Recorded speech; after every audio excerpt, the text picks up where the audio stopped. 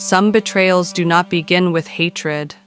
They begin with silent comparison, with smiles that linger too long, and with hearts that secretly ask dangerous questions like, "Why not me?" Joy never planned to destroy Esther's life. At least, that was what she told herself, whenever guilt tried to knock on the door of her conscience. But envy has a strange way of growing quietly, like weeds under a beautiful garden, feeding on every small disappointment until it becomes impossible to control. By the time Joy realized what she had become, she had already crossed a line that could never be erased. Joy and Esther had been inseparable since childhood. In their small town, people often joked that they were twins, separated at birth because wherever one appeared, the other followed. They attended the same primary school, shared textbooks when money was tight, and walked dusty roads together every morning while laughing about dreams that felt bigger than the world they came from. Esther was naturally cheerful, the type of girl who smiled easily and forgave quickly, while Joy carried a quieter personality, observant and hardworking, always trying to prove herself worthy of whatever life offered. In secondary school, the differences between them slowly began to show. Esther seemed blessed with an effortless kind of grace. She studied less yet scored high marks. Teachers adored her. Opportunities found her without struggle. Even when she forgot assignments, somehow mercy followed her. Joy, on the other hand, spent sleepless nights reading under dim light, memorizing formulas and solving mathematics problems again and again just to stay average. She never complained openly, but inside her heart lived a silent exhaustion. University widened the gap even further. Esther attracted attention wherever she went. She was not only beautiful, but warm, approachable, and naturally charming. Male students gravitated toward her as if drawn by invisible strings. Some were wealthy, some handsome, some influential, and many competed for her attention. She never chased anyone. They chased her. Joy watched everything from the side, like someone observing a movie she could not enter. Joy was intelligent and disciplined, yet men rarely noticed her beyond friendship. The few who approached her were struggling students without ambition or direction, and each time she compared them to the confident men surrounding Esther, disappointment hardened inside her chest. She loved Esther genuinely, or at least she believed she did. But sometimes when Esther laughed while recounting another romantic gesture from a new admirer, Joy's smile felt heavy on her face. After graduation, reality arrived differently for both women. Esther secured employment faster than expected. It was not a glamorous position, but it paid enough to give her independence. Joy searched endlessly for work, attending interviews that led nowhere, returning home with polite rejection emails that slowly crushed her confidence. When Esther suggested they rent a small room together to save money and support each other, Joy agreed immediately. The room they rented was modest but clean. A single window allowed sunlight to enter during the afternoons, and they shared everything from cooking utensils to secrets whispered late at night. Esther paid the rent without complaint, often telling Joy that friendship was more valuable than money. She treated Joy like family, covering groceries when necessary, and never once reminding her who carried the heavier financial burden. To Esther, kindness came naturally. To Joy, kindness slowly began to feel like humiliation. Every unpaid bill reminded her of dependence. Every thank you she whispered sounded like defeat inside her own ears. She hated herself for feeling that way, yet she could not stop. Then, one evening, everything changed. They were returning from the market, balancing bags filled with vegetables and cheap groceries, laughing about how inflation had turned tomatoes into luxury items. The sun was setting, coloring the road gold, when a sleek black SUV slowed beside them. The engine hummed softly, expensive and confident. Joy's eyes widened immediately because vehicles like that rarely appeared in their neighborhood. The tinted window rolled down slowly. A man sat behind the wheel, sharply dressed, handsome in a way that demanded attention without effort. His wristwatch alone looked like it could pay several months of rent. Joy instinctively stepped forward, curiosity lighting her face, but the man's gaze moved past her. It settled on Esther. He spoke politely, asking for directions at first, but conversation lingered longer than necessary. Esther answered shyly, laughing nervously as strangers sometimes do when unexpected attention finds them. Joy stood beside her, holding groceries that suddenly felt heavier than before, realizing within seconds that the man's interest had nothing to do with directions. His name was George. From that moment, fate began moving quietly toward disaster. George returned the next day with flowers. Then came dinner invitations. Then expensive restaurants Joy had only seen online. Esther hesitated at first, unsure if she belonged in such spaces, but George pursued her with persistence that felt almost cinematic. He sent cars to pick her up. He called constantly. He listened carefully whenever she spoke. Within months, their relationship became the kind people envied from a distance. Each time Esther returned home glowing with excitement, carrying designer bags or carefully wrapped gifts, Joy forced laughter through tightening teeth. Esther shared everything generously, insisting they were sisters. New shoes meant Joy received a pair too. Perfume bottles multiplied on their dresser because Esther believed happiness tasted better when shared. But generosity does not cure insecurity. Joy began noticing details she could not ignore. George never forgot birthdays. George paid bills without asking. George sent surprise money transfers simply because Esther mentioned feeling tired at work. Meanwhile, Joy's phone remained silent, except for job rejection alerts. Jealousy did not arrive loudly. It arrived slowly. It whispered questions during sleepless nights. Why does life favor her? Why am I always struggling? What makes her better than me? Soon, even kindness irritated Joy. Whenever Esther excitedly showed her a new handbag or dress, Joy found ways to reduce its value. She would examine the stitching critically, comment that newer models existed, or casually mention that wealthy men often upgraded gifts after engagement.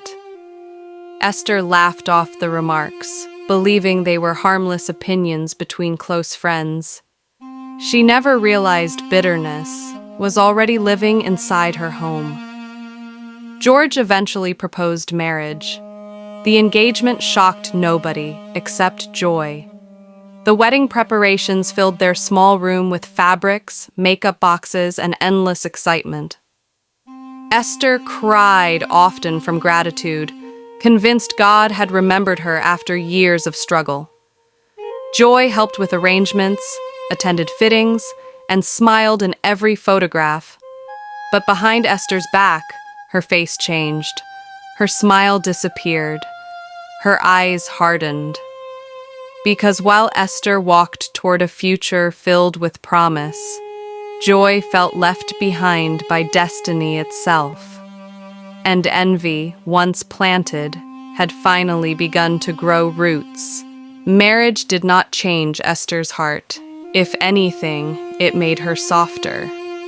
After the wedding, she moved into George's house, a place far larger than the one-room apartment she once shared with Joy. The floors were polished, the curtains thick and elegant, the kitchen filled with appliances Esther had only seen in magazines. It felt like she had stepped into the kind of life they used to fantasize about during power outages in university. But wealth can decorate walls and still leave cracks in a home. At first, everything looked perfect from the outside. George adored her publicly. He posted photos of her. He introduced her proudly to friends. He bought her jewelry that shimmered under bright lights. When he entered rooms with her hand in his, people admired them. Esther felt chosen. Joy visited often. Each visit slowly became torture for her. She would sit on the expensive couch, pretending to admire the decor while secretly measuring every improvement against her own struggling reality. Esther still shared everything, still treated her like family. New handbags, perfumes, shoes. Joy always received something. But instead of gratitude, Joy felt insulted.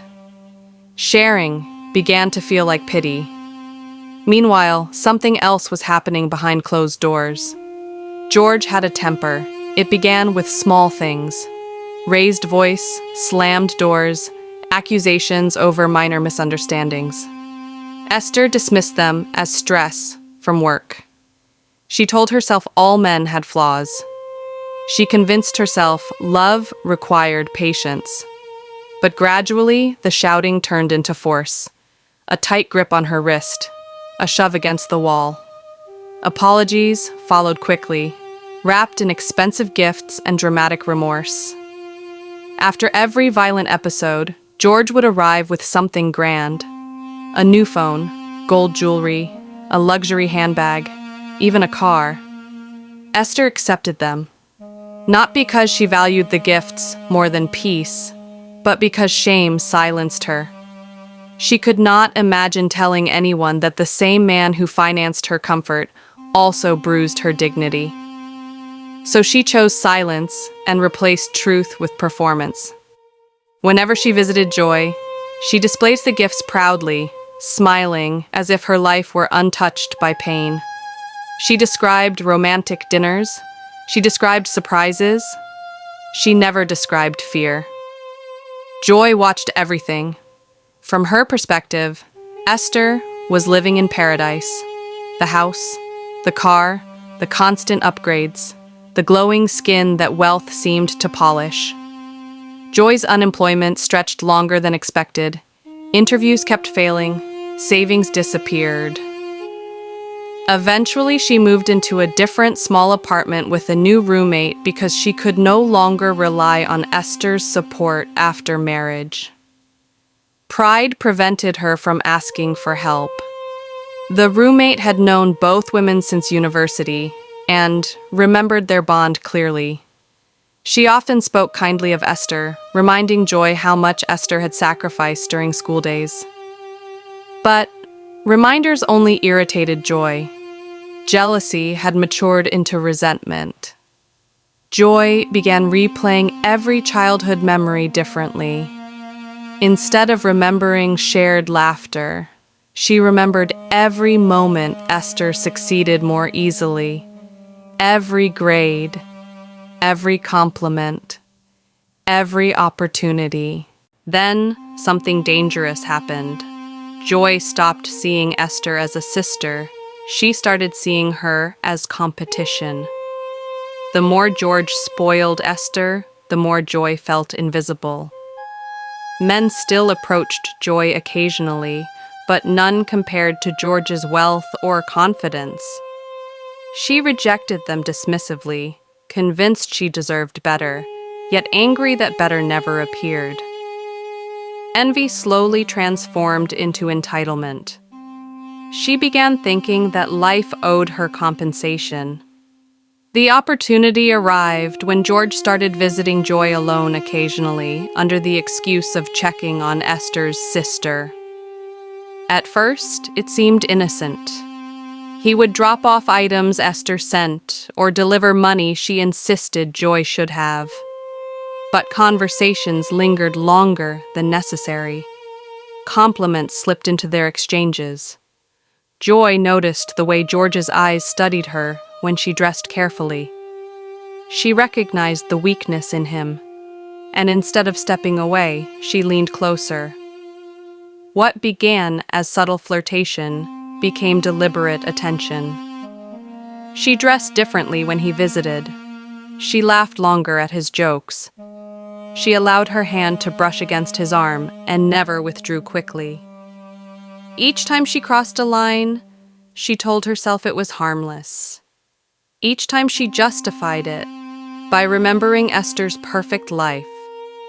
She convinced herself she was reclaiming balance. The first time George stayed longer than usual, guilt briefly flickered in her chest. But she silenced it by recalling the car Esther had shown her days before, the designer bag she had mocked, the glow of someone who had everything. Joy told herself she deserved something too. Soon, secrecy replaced innocence. Phone calls at night, private meetings disguised as errands. And then, the line disappeared completely. George did not resist temptation. He justified his actions with the same arrogance that fueled his temper. He believed himself powerful, entitled, unchallengeable. Joy, driven by envy rather than love, surrendered fully to the affair. Months passed before consequences surfaced. Joy began feeling nauseous, tired, different. The test confirmed what she both feared and secretly celebrated. She was pregnant. Instead of panic, a twisted satisfaction filled her. She believed pregnancy secured power. She imagined herself stepping into Esther's place permanently. She imagined finally becoming the chosen one. Meanwhile, Esther's marriage grew darker. George's violence escalated. The more stressed he felt, the more unpredictable he became.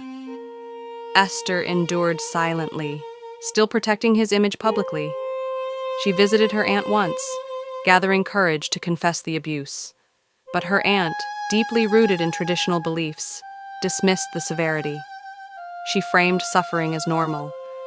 She told Esther to fast, pray, endure. She compared her situation to worse marriages. She reminded her that at least George provided financially. Esther returned home feeling smaller. Silence became her prison. And while she was fighting invisible battles alone, Joy was preparing visible betrayal. One afternoon, Joy arrived at Esther's house with luggage. Her face carried confidence that felt unnatural. Esther was confused at first, happy to see her friend after days of unanswered calls. She did not yet sense the earthquake approaching her life. Joy revealed the pregnancy calmly. Then she revealed the father. The moment hung heavy in the air, like something sacred had been shattered permanently. Esther's heart did not break because her husband had been unfaithful. It broke because her sister had chosen to destroy her. George did not deny responsibility. He hid behind pride and cultural excuses. He claimed manhood gave him permission. He framed betrayal as nature. He refused shame. In that moment, Esther understood something painful. The two people she loved most had chosen themselves over her, and something inside her died quietly. But what Joy did not know was that envy rarely wins. It only delays consequences, and consequences were already on their way.